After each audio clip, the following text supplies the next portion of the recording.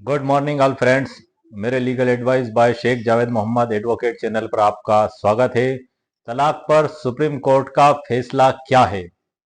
तलाक पर supreme court का नया फैसला क्या है? आज के हमारे वीडियो का टाइटल यही है, सुप्रीम कोर्ट की राय और शिल्पा शैलेश 2023 ये जो जजमेंट पारित किया गया इस पर हम चर्चा करेंगे। आज के वीडियो में हम खास तौर से भारत के संविधान के अनुच्छेद 142 पर चर्चा करेंगे और हिंदू विवाह अधिनियम 1955 की धारा 13 खा जो आपसी सहमति से तलाक की याचिका पेश की जाती है उस पर चर्चा करेंगे, क्योंकि भारत के सर्वोच्च न्यायालय के द्वारा जो फैसला दिया गया है उसमें इन्हीं दोनों तथ्यों को, इन्हीं दोनों इस अनुच्छेद को और इस धारा को उसमें विशेष तौर से बताया गया है और जजमेंट इसी पर आधारित है। जैसा कि आप जानते हैं कि हिंदू विवाह अधिनियम 1955 की धारा 13 खा के तहत यदि पति और पत्नी एक वर्ष या उससे अधिक समय से एक दूसरे से अलग रह रहे हैं तो इस आधार पर जिला न्यायालय में तलाक की याचिकाओं पेश कर सकते हैं। तलाक की याचिका पेश होने के बाद 6 माह की अवधि के पश्चात और 18 माह की अवधि के पूर्व, 6 माह की अवधि के पश्चात और 18 माह की अवधि के पूर्व उस तारीख से यदि वो तलाक याचिका वापस नहीं ली जाती है तो न्यायालय उनका विवाह विच्छेद घोषित कर दिया जाता है न्यायालय के द्वारा आपसी सहमति से। अब इसमें जो सबसे महत्वपूर्ण बात आई है कि भारत के सर्वोच्च न्यायालय ने जो शिल्पा शैलेश विरुद्ध वरुण श्रीनिवास 1 मई 2023 को जो फैसला दिया है, इसमें दोनों पक्षकार काफी लंबे समय से एक दूसरे से अलग रह रहे थे। ऐसी दशा में ये याचिका जो 899 है जो इनके द्वारा लगाई गई थी वो तो इनके द्वारा वापस ले ली गई थी और उसको तो डिसाइड नहीं किया गया था, लेकिन इसमें भारत के सर्वोच्च न्यायालय के द्वारा एक बड़ा ही महत्वपूर्ण सिद्धांत, जिसको हम कह सकते हैं न्यायिक सिद्धांत, पारित किया है जो एक मील का पत्थर साबित हुआ है। और इसको हम ऐतिहासिक फैसला भी अगर कहें तो कोई बड़ी बात ना होगी, क्योंकि इसने एक नई दिशा दी है, एक नई पहल दी है। इसको जो है कि अविवर्तनीय विघटन, मतलब विवाह जब इस स्थिति में पहुंच जाए लंबे समय तक अलग रहते हुए कि वह अविवर्तनीय हो जाए, मतलब उसकी कोई संभावना ना बचे सुलह की, तो उस संबंध में बड़े महत्वपूर्ण राय इसमें भारत के सर्वोच्च न्यायालय के द्वारा दी गई है। इसको इर्रेट्रिबल इर्रेट्रिबल ब्रेकडाउन इर्रेट्रिबल ब्रेकडाउन जो शब्द इसमें इस्तेमाल किया गया बताया गया है। इसमें सर्वोच्च न्यायालय के पैरा क्रमांक 7 में जो फैसले के न्यायालय ने कुछ प्रश्न तैयार किए थे, तकरीबन 5 मुद्दे। उसमें जो प्रश्न क्रमांक 3 है मैं सर आपको पढ़ के बता रहा हूं और उसके बाद फिर मैं आगे की जानकारी आपको जजमेंट के अंदर से ही और ई बुक के अंदर से दूंगा जो पूरी डिटेल के साथ मैंने आपके लिए तैयार की है। इसमें जो पैरा क्रमांक 3 है, जो प्रश्न क्रमांक 3 है, उस प्रश्न क्रमांक 3 को जो मैं पढ़ के बता रहा हूं जो भारत के सर्वोच्च न्यायालय के द्वारा तैयार किया गया था। क्या यह न्यायालय भारत के संविधान के अनुच्छेद 142 एक के तहत शक्ति का प्रयोग करते हुए तलाक दे सकता है जब पति पत्नी द्वारा प्रार्थना का विरोध करने के बावजूद विवाह पूर्ण और अपरिवर्तनीय रूप से टूट गया हो? इस प्रश्न का उत्तर सकारात्मक रूप से भारत के सर्वोच्च न्यायालय के द्वारा दिया गया है। दो न्यायाधीश, सर्वोच्च न्यायालय के 2 न्यायाधीशों के द्वारा अटॉर्नी जनरल को इसके संबंध में नोटिस भी जारी किया गया और नोटिस में जो उनके द्वारा बताया गया कि शिल्पा शैलेश विरुद्ध वरुण श्रीनिवास में दिनांक 6/4/2015 के आदेश के तहत भारत के अटॉर्नी जनरल को निम्नलिखित मुद्दे पर बहस के लिए नोटिस जारी किया गया। कुल 5 मुद्दे थे सर उसमें विवाह के अपरिवर्तनीय विघटन के वैधानिक रूप के विघटन को वैधानिक रूप से शामिल करने के संबंध में सरकार का रुख, इस बारे पर एक नोटिस भी जारी किया गया।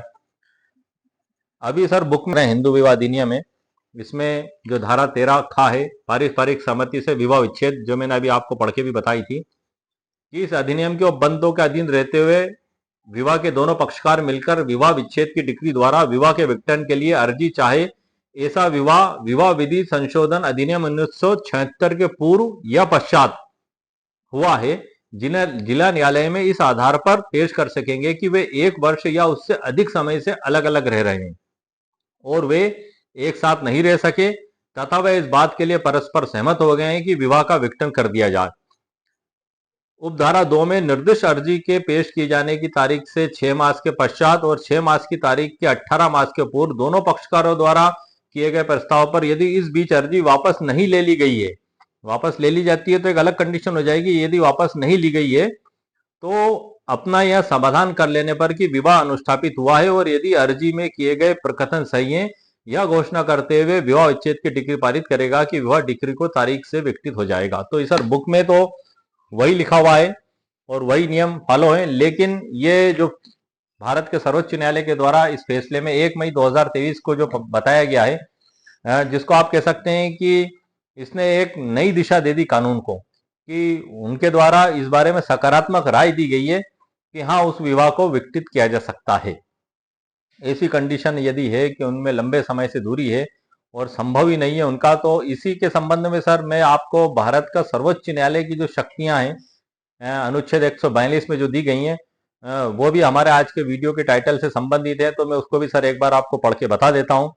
भारत के संविधान के अंदर से सर मैं आपको पढ़ के समझा देता हूं, और उसके बाद फिर मैं आपको जजमेंट की ओर लेकर चलूंगा और जजमेंट के मुख्य पेराओं को भी पढ़ के बताऊंगा, और जो ई बुक मैंने तैयार की है उससे भी मैं आपको परिचित कराऊंगा, उसमें जो महत्वपूर्ण बातें लिखी हैं उससे भी मैं आपको परिचित कराऊंगा।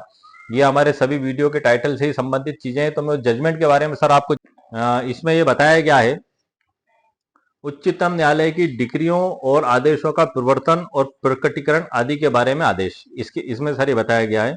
नंबर 1, उच्चतम न्यायालय अपनी अधिकारिता का प्रयोग करते हुए ऐसी डिक्री पारित कर सकेगा या ऐसा आदेश कर सकेगा जो उसके समक्ष लंबित किसी वाद या विषय में पूर्ण न्याय करने के लिए आवश्यक हो। मतलब कहने का यह हुआ कि उच्चतम न्यायालय को अनुच्छेद 142 के तहत ये पूर्ण अधिकार दिए गए हैं कि न्याय करने के लिए यदि आवश्यक हो तो वो इस शक्ति का प्रयोग करते हुए डिक्री और आदेश पारित कर सकता है न्याय करने के लिए, जो कि इसमें जो राय दी गई है शैलेश वाले मामले में जो मैं अभी आपको बताऊंगा सर्वोच्च न्यायालय का, वो इसी आधार पर दिया गया। इसी में आगे बताया, और इस प्रकार पारित डिक्री या किया गया आदेश भारत के राज्य क्षेत्र में सर्वत्र ऐसी रीति से जो संसद द्वारा बनाई गई किसी विधि द्वारा या उसके अधीन विहित की जाए, और जब तक कि इस नियमित इस प्रकार उपबंध नहीं किया जाए तब तक ऐसी रीति से जो राष्ट्रपति आदेश द्वारा विहित करे परिवर्तनीय रहेगी। मतलब ये जो भारत के सर्वोच्च न्यायालय के द्वारा जो फैसला किया जाएगा, इस संपूर्ण भारत में सभी जगह इसको मान्य किया जाएगा, और राज्य क्षेत्र में ऐसी रीति से संसद द्वारा बनाई गई किसी विधि द्वारा या उसके अधीन विहित की गई हो, जब तक कि इस नियमित उपबंध नहीं किया जाए, मतलब जब तक कोई अतिरिक्त उपबंध नहीं किया जाएगा तब तक ऐसी रीति से जो राष्ट्रपति आदेश द्वारा विहित करे परिवर्तनीय होगा, सर्वत्र मान्य होगा। इसी में जो 2 में बताया गया है, संसद द्वारा इस निमित्त बनाई गई किसी विधि के उपबंधों के अधीन रहते हुए उच्चतम न्यायालय को भारत के संपूर्ण राष्ट्र क्षेत्र के बारे में किसी व्यक्ति को हाजिर कराने के लिए किन्हीं दस्तावेजों के प्रकटीकरण के लिए, जैसे कि डिस्कवर ऑफ डॉक्यूमेंट्स आदेश 11 नियम 21, आदेश 11 नियम 12, सिविल प्रक्रिया संहिता 1908, जो कि हम सभी न्यायालयों में इसके तहत आवेदन पेश करके दस्तावेजों के प्रकटीकरण की मांग भी कर सकते हैं। तो भारत के सर्वोच्च न्यायालय को ये पूरी शक्तियां दी गई हैं कि किसी व्यक्ति को हाजिर कराने के लिए किन्हीं दस्तावेजों के प्रकटीकरण या पेश कराने के, अथवा अपने किसी अवमान का अन्वेषण करने या दंड देने के प्रयोजन के लिए कोई आदेश करने की समस्त और प्रत्येक शक्ति होगी। तो ये सर भारत के सर्वोच्च न्यायालय को जो शक्तियां भारत के संविधान के अंतर्गत दी गई हैं वो मैंने आपको बुक के अंदर से पढ़ के बताई है, और धारा 13 भी आपको इसलिए बताई है क्योंकि आज का हमारा वीडियो इन दोनों ही धाराओं पर और इस अनुच्छेद पर टिका हुआ है। इन्हीं पे भारत के सर्वोच्च न्यायालय ने महत्वपूर्ण निर्णय दिया है, सकारात्मक राय दी है, और संभव है कि आने वाले समय में यदि जो नोटिस अटॉर्नी ऑफ जनरल को लिखे गए हैं तो इसमें कुछ अमेंडमेंट भी हो और कानून में भी कुछ संशोधन हो, क्योंकि भारत के सर्वोच्च न्यायालय की राय एक बड़ी महत्वपूर्ण स्थान रखाती है संपूर्ण भारत में समस्त अधीनस्थ न्यायालयों पर, और संपूर्ण भारत में एक महत्वपूर्ण कानूनी स्थान रखाती है और उसको मान्य किया जाता है। तो आइए सर मैं अब आपको आगे की जानकारी उस जजमेंट के अंदर से जो पैरा 7 में महत्वपूर्ण जानकारी दी गई है और उसका प्रारंभ में कुछ फैक्ट महत्वपूर्ण जो उसमें दिए गए हैं उसमें से पढ़ के मैं आपको आगे की जानकारी देता हूं कि उसमें क्या मुद्दे तैयार किए गए महत्वपूर्ण और किस प्रकार से उसमें सकारात्मक राय दी गई है। आइए सर अब हम बढ़ते हैं ई बुक की ओर। इसमें महत्वपूर्ण जानकारी सर मैं आपको और दे दूं कि ये जो निर्णय है शिल्पा शैलेश विरुद्ध वरुण श्रीनिवास 1 मई 2023 जो भारत के सर्वोच्च न्यायालय द्वारा पारित किया गया है, यह निर्णय ऐतिहासिक या लैंडमार्क जजमेंट कहलाने योग्य है, क्योंकि इसने भारतीय पारिवारिक कानून में न्याय की एक नई दिशा प्रदान की है, न्याय को एक नई दिशा प्रदान की है और विधिक प्रणाली को अधिक मानवीय और व्यवहारिक इसमें बनाया गया है।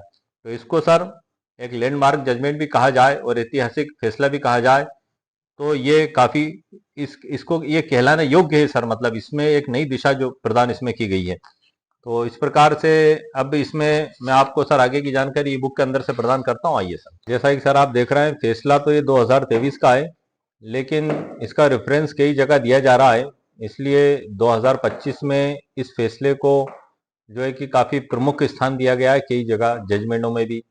और इस राय को काफी महत्वपूर्ण राय के रूप में, सकारात्मक राय के रूप में संपूर्ण भारत में देखा जा रहा है। हाल ही में सुप्रीम कोर्ट ने संविधान के अनुच्छेद 142 एक के तहत अपनी विशेष शक्तियों का उपयोग करते हुए एक महत्वपूर्ण निर्णय दिया। इस निर्णय में कोर्ट ने माना कि जब कोई विवाह पूरी तरीके से टूट चुका हो, काफी लंबे समय से अलग रह रहा हो, पूरा टूट चुका हो और उसमें सुधार की कोई संभावना ना हो तो उसे अविवर्तनीय विघटन इरिट्रेवेबल ब्रेकडाउन के आधार पर समाप्त किया जा सकता है, भले ही दोनों पक्षों की सहमति ना हो।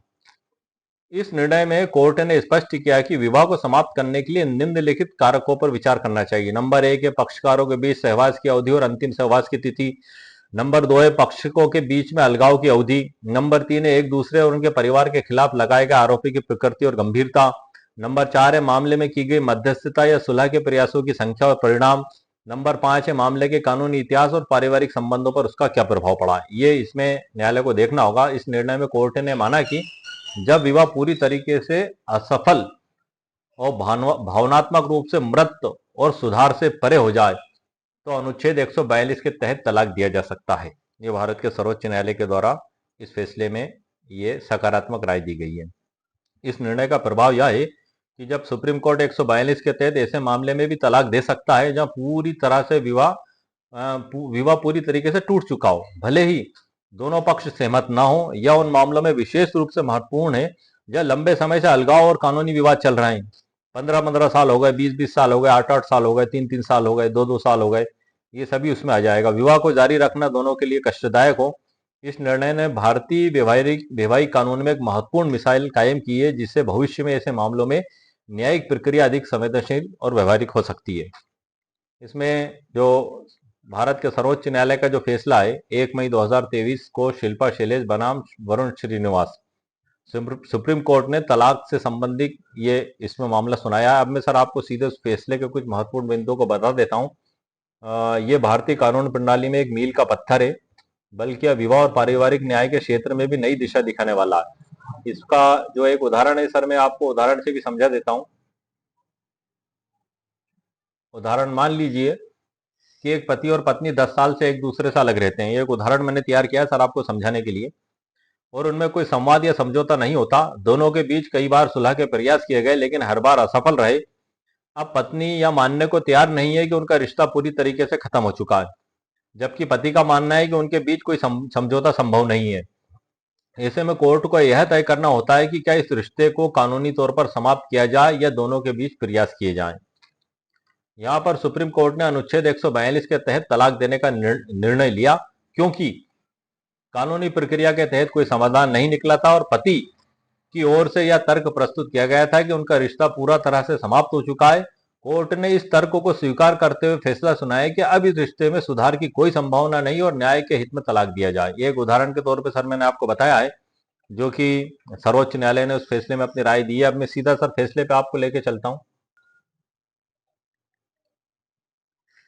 ये देख रहे हैं सारा स्क्रीन पे। भारत का सर्वोच्च न्यायालय 1 मई 2023 को शिल्पा शैलेश बनाम वरुण श्रीनिवास, लेखक श्री संजय कौशल। ये इसमें सर कुछ फैक्ट मैं आपको बता देता हूं प्रारंभ में। इस संविधान पीठ के समक्ष मुद्दा जैसे कि नीचे उल्लिखित है, मुख्य रूप से टीपी संख्या 899/2007 नीति आयोग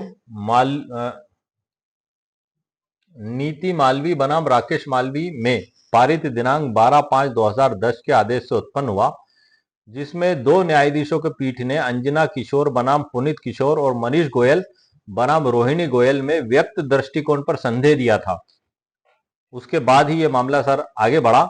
यह न्यायालय भारत के संविधान के अनुच्छेद 142 के तहत शक्ति का प्रयोग करते हुए हिंदू विवाह अधिनियम 1956 की धारा 13B की उपधारा 2 में निर्धारित अनुसार दूसरा प्रस्ताव पेश करने के लिए 6 महीने की अवधि को कम या माफ नहीं कर सकता। ये इसमें मुद्दा उठा था। जैसा कि मैंने वीडियो के प्रारंभ में ही बुक में से आपको पढ़ के बताया था कि धारा 13 खा क्या कहती है, आपसी सहमति से तलाक का जो मामला है वो मैंने आपको सर पहले ही पढ़ के बताया था। अब इसमें यह देखते हुए कि न्यायालय, कुछ उच्च न्यायालय और यहाँ तक कि कुछ राज्यों में पारिवारिक न्यायालय भी पति पत्नी के एक साथ रहने की कोई संभावना नहीं होने पर दूसरा प्रस्ताव करने के लिए 6 महीने की अवधि को माफ या कम कर रहे हैं। तो इसमें निम्नलिखित प्रश्न सर जो बने हैं कि नंबर 1 है, क्या हिंदू विवाह अधिनियम 1955 की धारा 13B की उपधारा 2 में निर्धारित अवधि को इस न्यायालय के द्वारा संविधान के अनुच्छेद 142 के तहत अपने अधिकार क्षेत्र का प्रयोग करते हुए माफ या कम किया जा सकता है? ये प्रश्न सबसे महत्वपूर्ण है सर, जो इसी प्रश्न को इसमें डिसाइड किया गया और सर्वोच्च न्यायालय के द्वारा उसमें सकारात्मक रुख भी दिया गया है, सकारात्मक राय दी गई है, सकारात्मक टिप्पणी की गई है जो इस फैसले के अंत में दी गई है। और टिप्पणी मैं आपको पढ़ के अंत में बताऊंगा, उससे पहले मैं आपको इसकी महत्वपूर्ण जानकारी दे दूं कि क्या कम किया जा सकता है। इस बारे में सर ये न्यायाधीशों की पीठ द्वारा ये दिया गया 2 SCC 393। तो ये जो क्वेश्चन है सर, ये जो क्वेश्चन पैदा हुआ, अब इसमें सबसे महत्वपूर्ण बात यह है सर कि जो दोनों लोग सहमति से गए थे सर्वोच्च न्यायालय में याचिका लेने, उन्होंने उस याचिका को वापस ले लिया था। क्या कहता है इसमें आगे, हालांकि इस प्रश्न पर कभी निर्णय नहीं लिया गया। ये जो प्रश्न मैंने आपको पढ़ के बताया, इस पे कभी डिसीजन नहीं हुआ, लेकिन टीपी संख्या क्यों नहीं हुआ, इस प्रश्न पर कभी निर्णय नहीं लिया गया क्योंकि टीपी संख्या 899 निष्फल हो गई थी, क्योंकि संदर्भ आदेश के बाद पक्षों ने आपसी सहमति से अपने विवाह को विघटित कर दिया था। तो वो निष्फल हो गई, वो उनकी जो टीपी संख्या थी 899, और दोनों ने आपसी सहमति से विवाह को विघटित कर दिया। अब इसमें जो आगे मामला बनता है सर कि जब ये मामला हो गया तो 2 न्यायाधीशों की पीठ ने भारत के अटॉर्नी जनरल को निम्नलिखित मुद्दों पर बहस के लिए नोटिस जारी किए। ये कुल 5 मुद्दे थे, उसमें मैं उसी मुद्दे को पढ़ रहा हूं सर। ये जो दूसरे नंबर पे मैंने हाईलाइट किया है कि तलाक की मंजूरी के लिए शर्तों में से एक के रूप में विवाह के अपरिवर्तनीय विघटन को वैधानिक रूप से शामिल करने के संबंध में सरकार का रुख।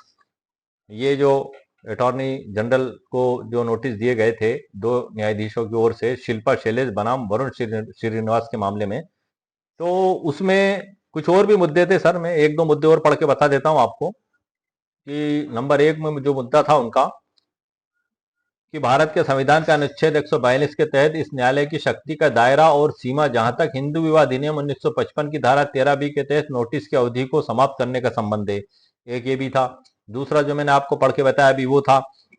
तीसरा, कोई अन्य आकस्मिक और सहायक मुद्दा जो उत्पन्न हो सकता है उसे भी विद्यमान अटॉर्नी जनरल द्वारा संबोधित किया जा सकता है।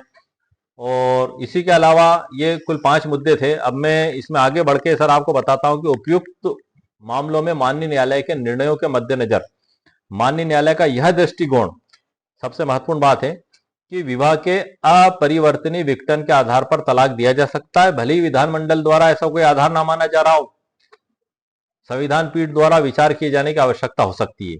इसी तरह यह मुद्दा कि क्या हिंदू विवाह अधिनियम 1955 की धारा 13B की उपधारा 2 में निर्धारित अवधि को संविधान के अनुच्छेद 142 के तहत अपने अधिकार क्षेत्र के प्रयोग में इस न्यायालय द्वारा माफ या कम किया जा सकता है, इस पर भी संविधान पीठ द्वारा विचार किए जाने की आवश्यकता है। तो ये अटॉर्नी जनरल को 2 जज साहबों के द्वारा ये जो फैसला श्रीनिवास का है, शिल्पा विरुद्ध वरुण श्रीनिवास 1 मई 2023 का, उसमें ये नोटिस भी जारी किए गए। एक बड़ा ही महत्वपूर्ण फैसला है, एक मील का पत्थर है, एक मिसाल इसमें कायम की गई है सर, एक नई दिशा दी गई है। इस संविधान पीठ ने पक्षों, ये पैरा क्रमांक 6 सर जजमेंट का, इस संविधान पीठ ने पक्षों को सुनने के बाद 20/9/2022 के आदेश के तहत एक अन्य विधि प्रश्न तैयार करना उचित समझा, जो इस प्रकार है। वो क्या प्रश्न है सर? हमारा मानना है कि एक अन्य प्रश्न जिस पर विचार करने की आवश्यकता होगी वह यह है कि क्या भारत के संविधान का अनुच्छेद 142 के तहत शक्ति किसी भी तरह से बाधित होती है जहां न्यायालय की राय में विवाह में अपरिवर्तनीय विघटन हो गया है लेकिन पक्षों में से ऐसी शर्तों पर सहमति नहीं दे रहा है। ये एक महत्वपूर्ण इसमें सर मुद्दा पैदा हुआ। अब इसमें सर जो पैरा क्रमांक 7 है वो सबसे महत्वपूर्ण है, और उसके बाद फिर मैं आपको अंत का बताऊंगा। जो लास्ट में भारत के सर्वोच्च न्यायालय ने राय दी है, सकारात्मक राय दी है बिल्कुल इसमें प्रश्न पे। तदनुसार हमारे समक्ष विचारार्थ निम्नलिखित कानूनी प्रश्न उठते हैं। नंबर 1, भारत के संविधान का अनुच्छेद 142 के तहत इस न्यायालय की शक्ति और अधिकार क्षेत्र का दायरा क्या होगा? नंबर 1 हो गया। दूसरा है ये सर, ये तीसरा मुद्दा, इसी पे ही सारा जजमेंट है, और यही सबसे मुख्य मुद्दा है जो इसमें तीसरा तैयार किया गया है, और उसी पे भारत के सर्वोच्च न्यायालय ने सकारात्मक राय दी है। जो राय दी है वो वर्ड टू वर्ड में सर आपको पढ़ के बता दूंगा। दूसरा है सर इसमें जो है कि प्रश्न जो है, दूसरे प्रश्न पर इस पीठ के निष्कर्षों के मद्देनजर और उन पर निर्भर रहते हुए क्या यह न्यायालय स्थानांतरण याचिका पर सुनवाई करते समय या किसी अन्य कार्रवाई में पक्षों के बीच समझौते के मद्देनजर भारत के संविधान के अनुच्छेद 142(1) के तहत शक्ति का प्रयोग कर सकता है, और हिंदू विवाह अधिनियम 1955 की धारा 13B के तहत निर्धारित अवधि और प्रक्रिया को समाप्त करते हुए, ये सबसे महत्वपूर्ण बात है सर, और आपसी सहमति से तलाक का आदेश दे सकता है, और घरेलू हिंसा अधिनियम की और धारा 125 के तहत संबंधित कार्रवाई को रद्द और निपटारा भी कर सकता है।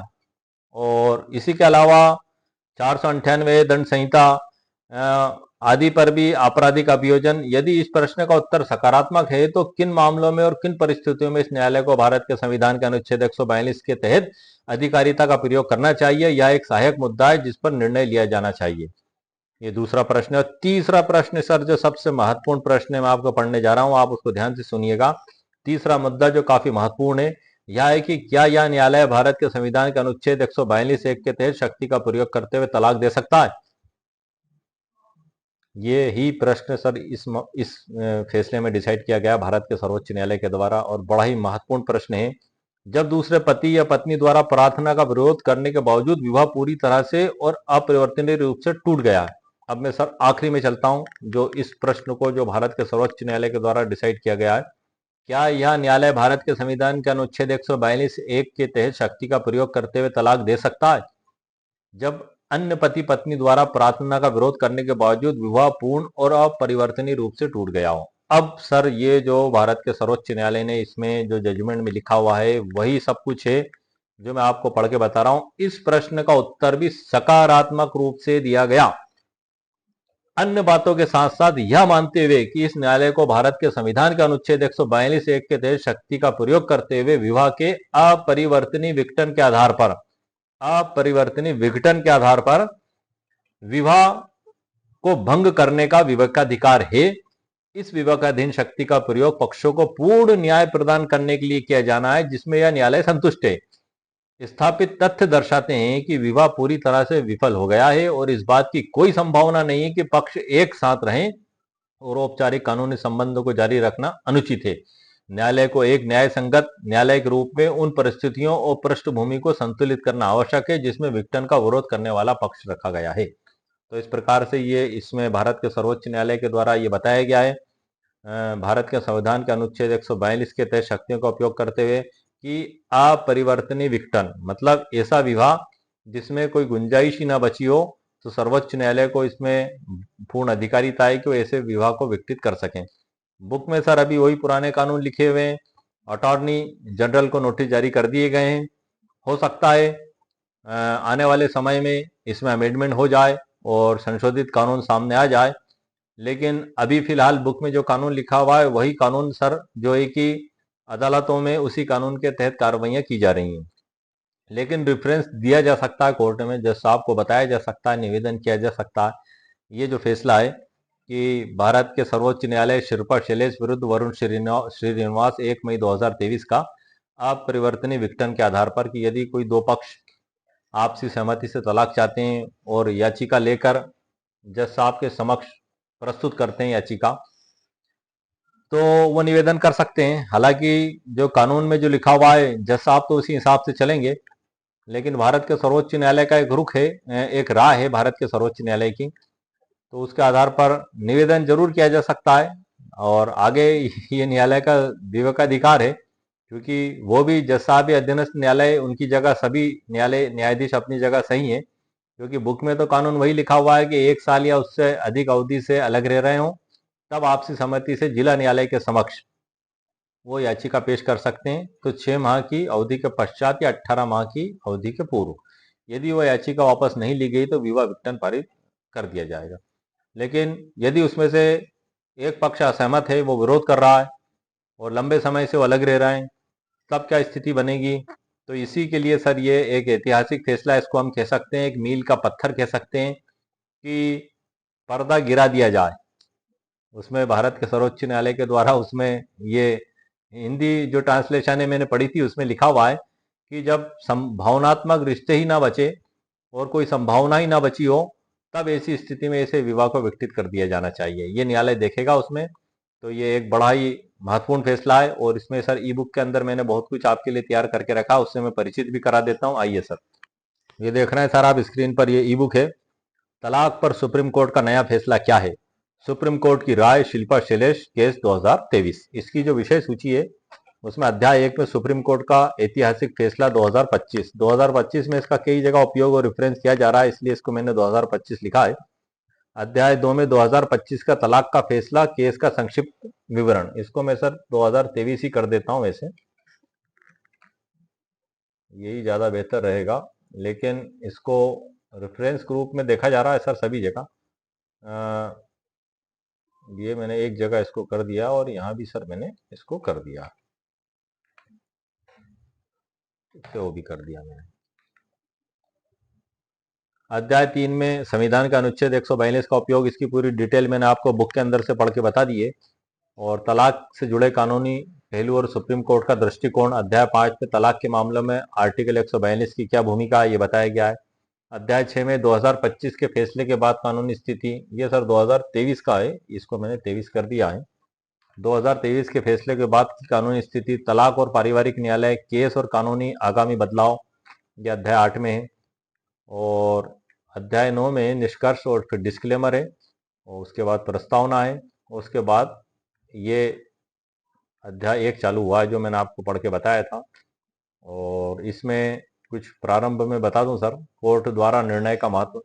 सुप्रीम कोर्ट का यह निर्णय भारतीय परिवार कानूनों में महत्वपूर्ण बदलाव का प्रतीक है। यह फैसला अनुच्छेद 142 का उपयोग करते हुए न्यायालय ने पारंपरिक प्रक्रियाओं से बाहर जाकर तलाक के मामले में व्यक्तिगत दृष्टिकोण और गहरी समझ को लागू किया है सर। इसमें ऐसा आज तक नहीं हुआ था, जो भारत के सर्वोच्च न्यायालय के द्वारा ये फैसला दिया गया है, इसलिए इसको सर एक ऐतिहासिक फैसला कहा जा सकता है, एक मील का पत्थर कहा जा सकता है, क्योंकि इससे बहुत कुछ चेंज होने की संभावना है भविष्य में। जिस प्रकार से अटॉर्नी जनरल को नोटिस भी जारी किए गए, मैंने आपको बताया था, उस फैसले के अंदर लिखा हुआ है।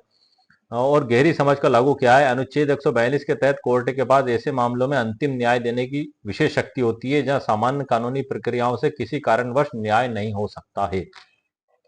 यह फैसला एक इस कारण ऐतिहासिक माना गया है क्योंकि यह पारिवारिक न्यायालयों और पारिवारिक मामलों में कोर्ट के हस्तक्षेप और विवेकाधीन निर्णयों के महत्व को रेखांकित करता है। विशेष रूप से तलाक के मामलों में जहां पार्टियां एक दूसरे से पूरी तरह टूट चुकी हैं और सामाजिक या व्यक्तिगत कारणों से उनके बीच कोई समझौता नहीं हो सकता, वह निर्णय बहुत उपयोगी सिद्ध हो सकता है। कोर्ट ने इस फैसले के माध्यम से तलाक के मामले में बेहतर न्याय सुनिश्चित किया और पारिवारिक कल्याण को प्राथमिकता दी। यहाँ पे मैं सर आपको एक चीज और बता दूं, एक जानकारी, कि जो तलाक से बचने के कुल 50 उपाय, मनोवैज्ञानिक कारण, प्रयास और कोशिश, इस पे मैंने एक वीडियो बनाया है जो मेरे चैनल पर अपलोडेड है। उसमें मैंने वो 50 आधार उदाहरण के साथ उस वीडियो में समझाएं। 1 घंटे 14 मिनट का वीडियो है। उसमें मेरी पूरी कोशिश है कि उन उपायों को, उन सुझावों को उसमें शामिल करने की कोशिश की गई है कि यदि पति पत्नी और पति पत्नी के परिवार के द्वारा उनको अपनाया जाए तो टूटते हुए रिश्ते को बचाया जा सकता है। अदालत के बाहर भी समझौता हो सकता है और यदि कोर्ट में मामला विचाराधीन है तब भी उसमें सुलह समझौता होने की पूरी संभावना रहती है। वो 50 आधार, उसके ऊपर लिखी गई ई बुक, ये इस ई बुक को भी मैंने उसी वीडियो के नीचे डिस्क्रिप्शन बॉक्स में अपलोड कर दिया है। वो ई बुक डाउनलोड करके आपको दिखाई देगी। और उसमें जो मैंने विशेष तौर से बताया है, उसमें सुलह समझौते के वो 50 ग्राउंड मैंने तैयार किए हैं उदाहरण के साथ, कि उन 50 ग्राउंडों में से यदि कोशिश की जाए तो उनके मन मुटाव दूर होके उनमें सुलह समझौता हो सकता है। क्योंकि जैसे कि आप देख रहे हैं, आज का फैसला ही जो हमारा है, शिल्पा शैलेश विरुद्ध वरुण श्रीनिवास, 1 मई 2023, मामला इस हालात तक पहुंच गया था कि लंबे समय तक उनके बीच में कोई सुलह समझौते होने की संभावना ही नहीं बन रही थी। तो भारत के सर्वोच्च न्यायालय ने भारत के संविधान के 142 की तहत शक्तियों का इस्तेमाल करते हुए ये सकारात्मक राय दी कि ये जो 6 माह की अवधि है, ये इसके बिना भी वो उनको तलाक दी जा सकती है, भले एक पक्ष उसमें विरोध में भी हो। तो वहां तक जाने से पहले ही सर मैंने एक रास्ता निकालने की कोशिश की है। कुल 50 आधार तैयार किए हैं। उसमें मैंने वीडियो में 1 घंटे 14 मिनट का वीडियो है सर, और पूरी डिटेल के साथ उसमें मैंने बताया है। आप उस वीडियो को देखिएगा जरूर। उसमें मैंने वो तरीके, वो सुझाव दिए हैं कि दोनों पति पत्नी के मन कैसे मिल जाए। उसमें मैंने किसी कानून कायदे पे चर्चा नहीं की है। ये पति पत्नी का जो रिश्ता है, ये दिल से दिल का रिश्ता है सर।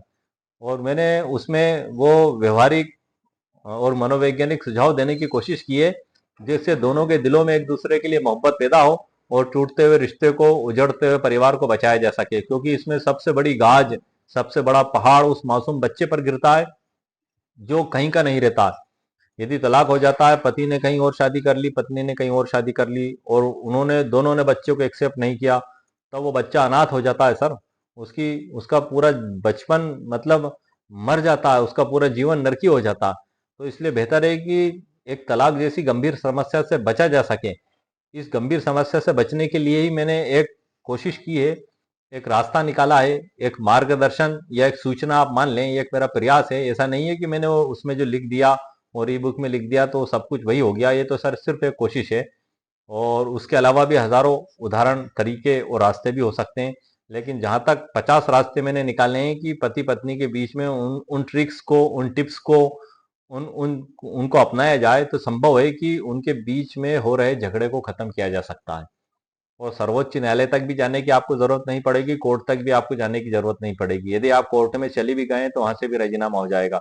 कुटुंब न्यायालय अधिनियम 1984 की धारा 9 में न्यायालय का कर्तव्य है कि दोनों में सुलह समझौते कराए। ये न्यायालय, उसमें धारा 13 के तहत वकीलों को भी पैरवी से रोका गया। उसका कारण यही है, हालांकि उसी धारा में आगे बताया है कि न्याय हित में यदि आवश्यक हो तो उसमें वकील साहब को पैरवी की अनुमति दी जा सकती है, और उसमें वकील साहब पैरवी करते हैं। लेकिन एक जैसे भी हो, रोक उसमें शुरू में लगाई गई है, तो उसका भी मकसद यही है कि न्यायालय पूरा प्रयास करता है कि दोनों पक्षों में सुलह समझौते करवा दिए जाएं।